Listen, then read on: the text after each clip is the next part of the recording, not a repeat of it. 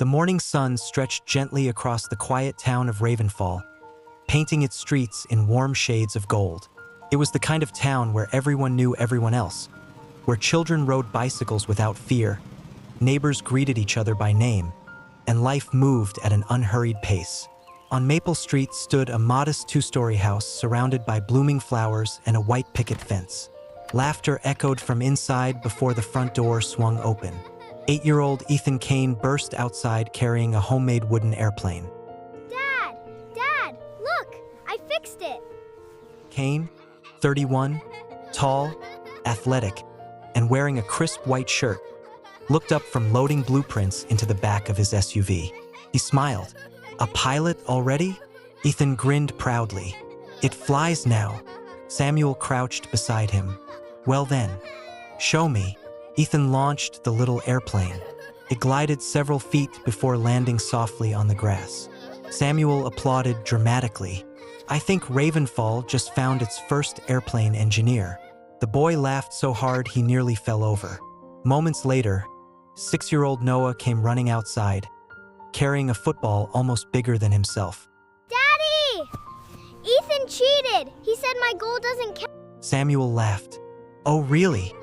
He moved the goalpost. I did not. You did. Samuel shook his head. I leave for 2 days, and you two are already preparing for the World Cup. The boys laughed together. Just then, the front door opened again. 5-year-old Lily carefully stepped onto the porch carrying a drawing almost as large as she was. Daddy.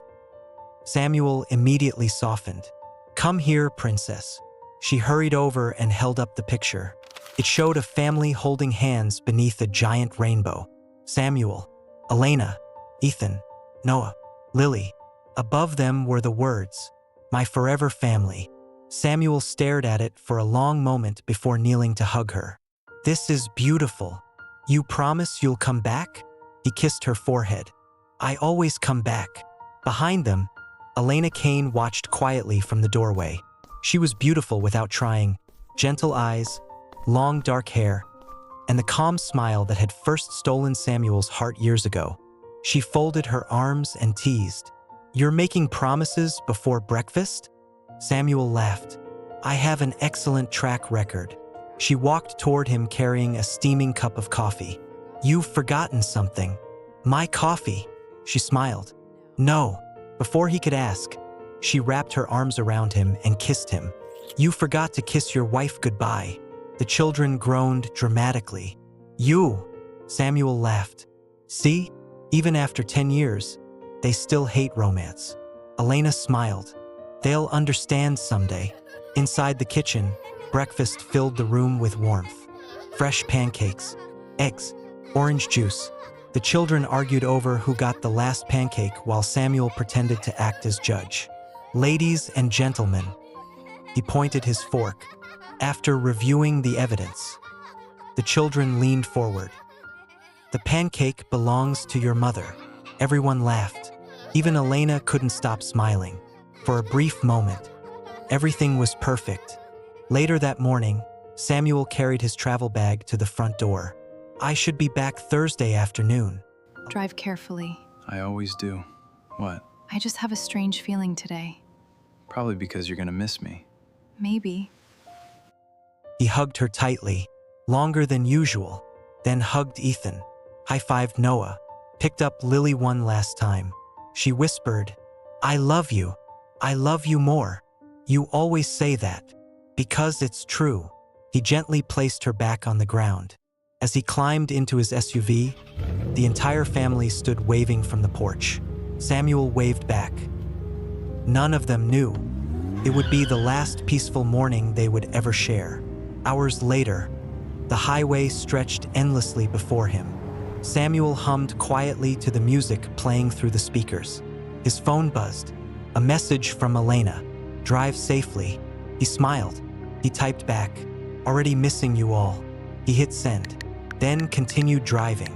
By evening, Samuel arrived in the neighboring city for a meeting with investors regarding a new housing development.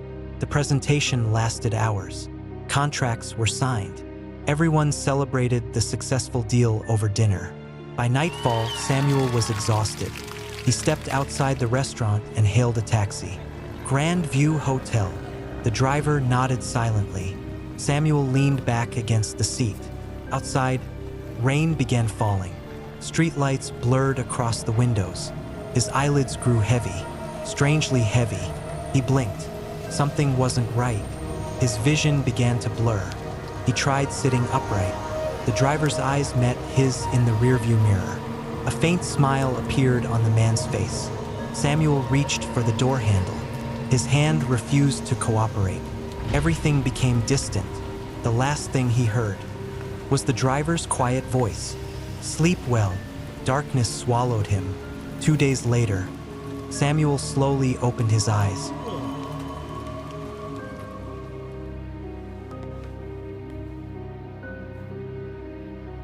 Did I sleep for 2 days? It must have been exhaustion. He dismissed the strange memory as fatigue, gathered his belongings, and began the drive home. As Samuel entered Ravenfall that afternoon, something felt different. Traffic had slowed. Several police vehicles sped past him with flashing lights. An uneasy feeling settled in his stomach. The closer he got to Maple Street, the stronger that feeling became. Then he turned the final corner. His heart stopped. His house was surrounded. Police cars, crime scene tape, an ambulance. Dozens of neighbors stood outside whispering in shock. Samuel slammed on the brakes. No. He stumbled out of the SUV. No. An officer rushed toward him. Sir, you can't go in there. Samuel shoved past him. That's my house. The officer froze. Mr. Kane. Samuel's breathing became frantic. What happened? No one answered. He looked from one terrified face to another. His elderly neighbor, Mrs. Carter, burst into tears. A detective slowly approached him. His expression said everything before he spoke. Mr. Kane. Samuel's voice cracked. Where's my family? The detective removed his cap. We're still trying to find them. Samuel frowned. What do you mean? The detective took a deep breath. Your wife and your 3 children have disappeared. Samuel stared at him in disbelief. No. There are signs of forced entry. No. We believe they were abducted. Samuel's knees gave way. He collapsed onto the wet pavement as the world around him dissolved into a blur. The voices, the flashing police lights, the cries of neighbors, everything faded into silence. Then, from inside the house, a forensic officer shouted, "Detective!" Everyone turned. The officer stepped out slowly, holding a small transparent evidence bag. Inside was a tiny pink bracelet, Lily's favorite bracelet. It was stained with fresh blood. As Samuel stares in horror at the blood-stained bracelet, leaving one chilling question hanging. Whose blood is it?